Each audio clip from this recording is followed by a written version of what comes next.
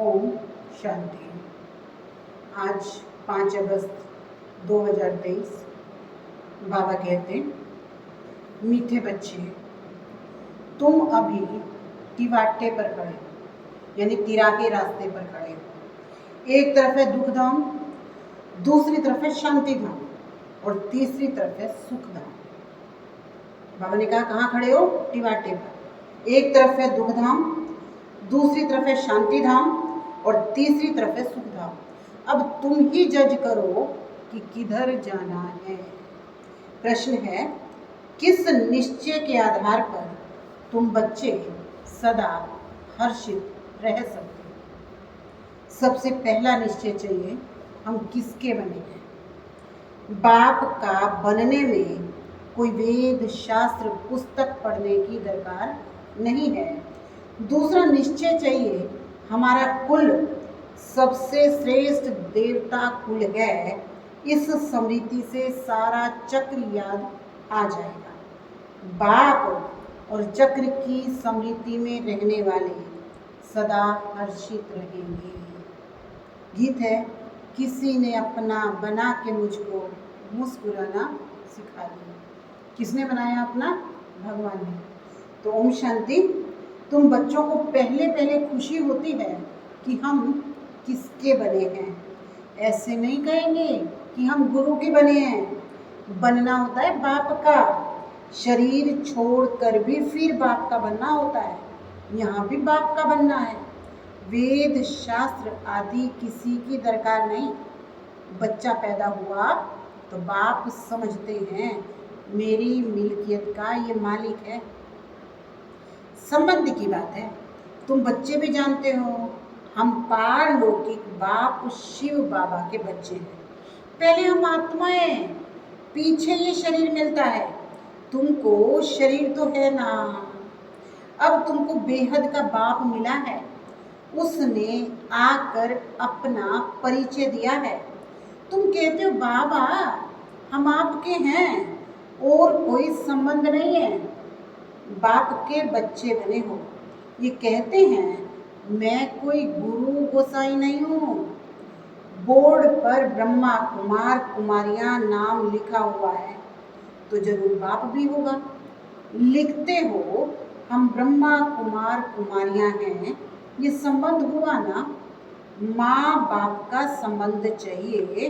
गाते भी हैं, तुम मात पिता हम बालक तेरे। आत्मा को जैसे उसकी अविनाशी याद है।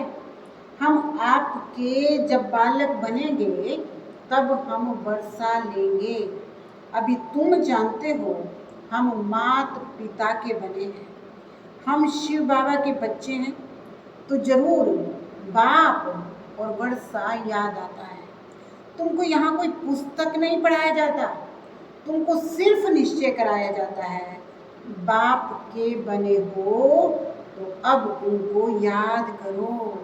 बाप कहते हैं मेरे को याद करने से लक्ष्मी नारायण जैसा बन जाओगे। कितनी सहज बात है। विशाल बुद्धि होनी चाहिए ना। और तो कुछ नहीं समझाते, सिर्फ अपने कुल की बात बतलाते हैं। कैसे हम 84 के चक्र में आते हैं, बाकी वेद शास्त्र पढ़ने से तुमको छुड़ाते हैं। बाप को याद करना है। ये भी बुद्धि में है कि सृष्टि का चक्र कैसे फिरता है। उसके आदि मध्य अंत को जानने से तुम उच्चते उच्च बनते हो, स्वर्ग के मालिक बनते हो। तुमको सदैव के लिए मैं हर्षित मुख बनाता हूँ।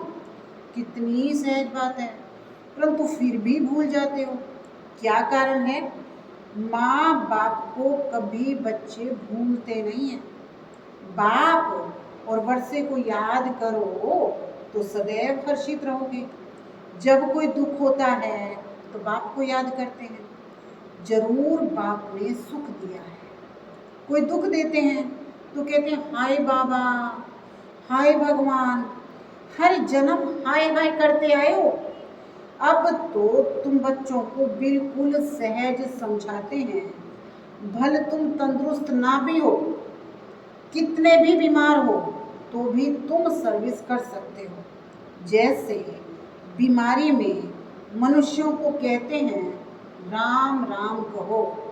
तुम भी बीमारी में औरों को बोलो शिव बाबा को याद करो। ये जरूर औरों को याद कराना पड़े। मरने की हालत में तुम ये नॉलेज औरों को दे सकते हो। परमात्मा के तुम बच्चे हो, उसको याद करो। शिव बाबा बेहद का बाप है, वही वर्षा देंगे। सर्विस का शौक होगा तो मरने समय भी किसी को ज्ञान देंगे। ऐसे नहीं हॉस्पिटल में पड़े और मुख बंद हो जाए, मुख से कुछ ना कुछ निकलता रहे। कितनी अच्छी अवस्था होनी चाहिए। बीमारी में भी बहुत अच्छी सर्विस कर सकते हो। मित्र संबंधी आएंगे, उनको भी कहेंगे परमात्मा को याद करो, वही सबका रखवाला है, इसलिए उसको याद करो। वो एक है। वर्षा भी सबको एक से मिलता है। लौकिक संबंध में वर्षा मेल को मिलता है। कन्या है 100 ब्राह्मणों से भी उत्तम। पवित्र को दान दिया जाता है। तुम कन्याएं सबसे पवित्र हो, इसलिए कहते हैं कन्यादान। वो बड़ा दान समझते हैं, वास्तव में वो कोई दान होता नहीं है। दान तो तुम अभी करते हो, कहते हो हम अपनी कन्या शिव बाबा को देते हैं। बाबा कहते कौन सा कन्यादान?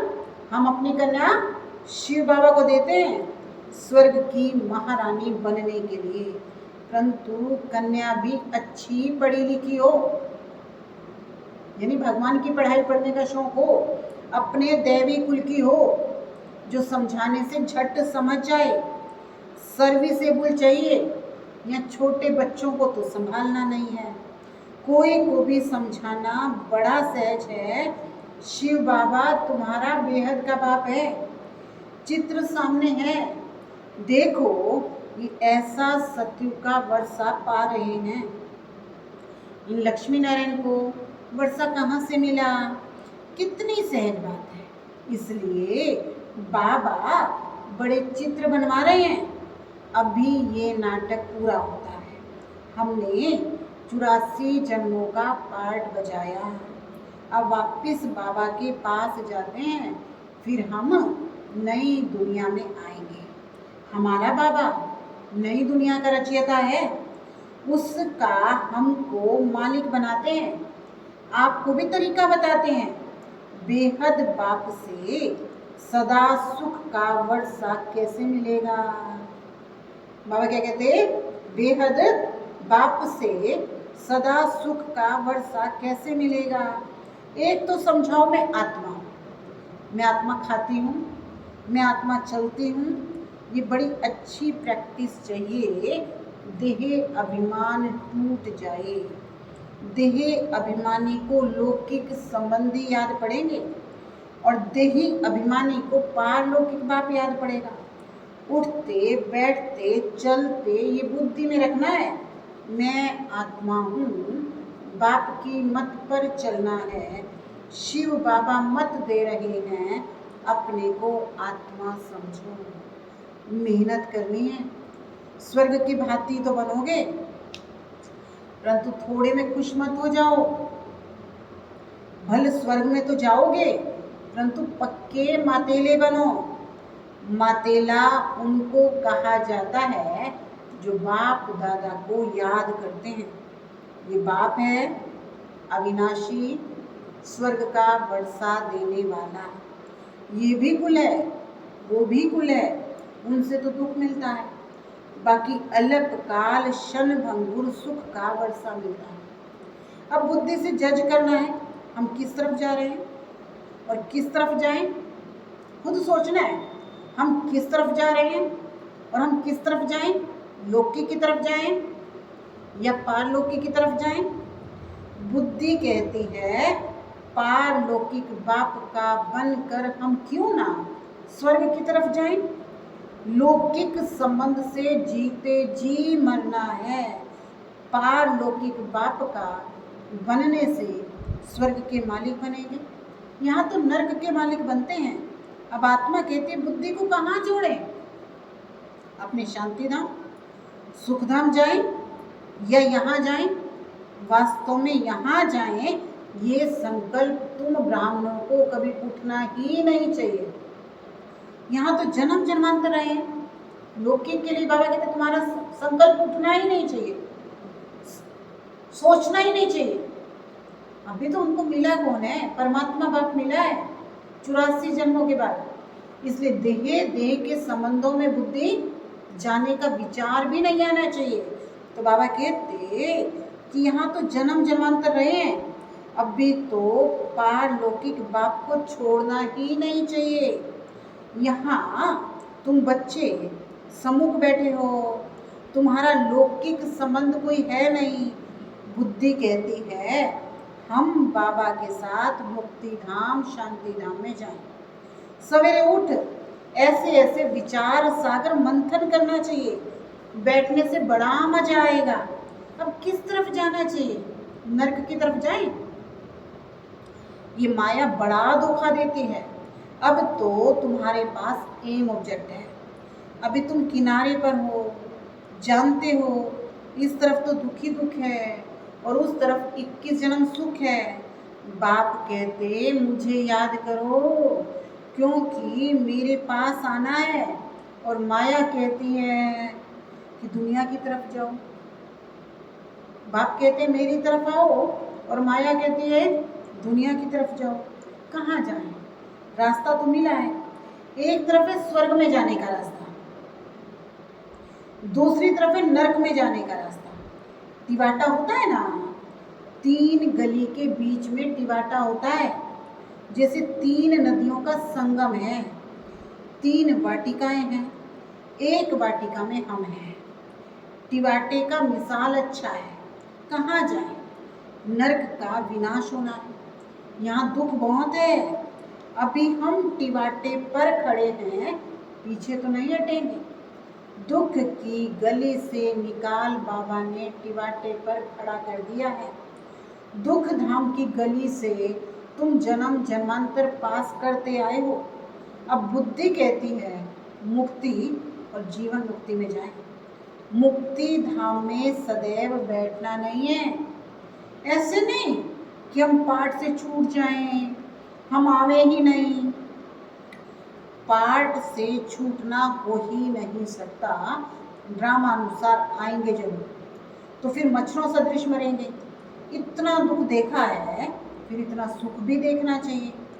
ड्रामा में बाबा ने वजन ठीक रखा है। जिनका पार्ट ही थोड़ा है, आए 1-2 जन्म लिए फिर गए। अभी तुम टिवाटे पर खड़े हो, वो शांति धाम, वो सुख धाम। अगर शांति धाम जाना चाहते हो तो शांति धाम को याद करते रहो। मुक्ति को याद करना पड़े। पिछाड़ी वालों को मुक्ति धाम में जास्ती रहने के कारण मुक्ति धाम ही जास्ती याद पड़ेगा। तुमको तो जीवन मुक्ति धाम याद पड़ता है। स्वर्ग में हम जल्दी जाएं, वो चाहते हैं मुक्ति में जाएं। अच्छा, बाप को याद करो, इसमें कल्याण है। निर्वाण धाम में रहना चाहते, सुख धाम में नहीं आना चाहते। कई लोग कहेंगे जन्म मरण से छूट जाए, हम तो शांति धाम में बैठेंगे। तो बाबा कहते हैं निर्वाण धाम में रहना चाहते हैं, सुख धाम में नहीं आना चाहते। तो बाबा समझ जाते हैं इनका पार्ट ही नहीं है। तुम तो सुख धाम में जाने वाले टिवाटे पर खड़े हो, पुरुषार्थ करते हो। मनुष्यों को तुम्हारा सच्चा योग पसंद आएगा। अच्छा, बाप को याद करते रहो। चक्र को याद करने की दरकार नहीं। ये ज्ञान सब धर्म वालों के लिए है। समझते हैं ड्रामा अनुसार जिन्होंने जितना लिया है वो उतना ही आकर पद लेंगे। मुक्ति धाम जाना चाहते हो तो बाप को याद करो। अगर चाहते हो हम सदैव सुखी रहें तो सतयुग में शांति भी है, सुख भी है। जो जिस तरफ का होगा वो उसी तरफ का वर्षा लेगा। सर्व का मुक्ति जीवन मुक्ति दाता तो केवल एक बाप है। 1-2 जन्म लेने वाले भी होंगे, वो इसमें सुख भी देखेंगे, दुख भी देखेंगे। जैसे मच्छर आया और गया, वो कोई अमूल्य जीवन नहीं कहेंगे। तुम तो सदैव हर्षित रहने वाले हो। तुम लाइट हाउस हो, दोनों रास्ते दिखा सकते हो। चाहे मुक्ति धाम चलो, चाहे मुक्ति जीवन मुक्ति दोनों को याद करो।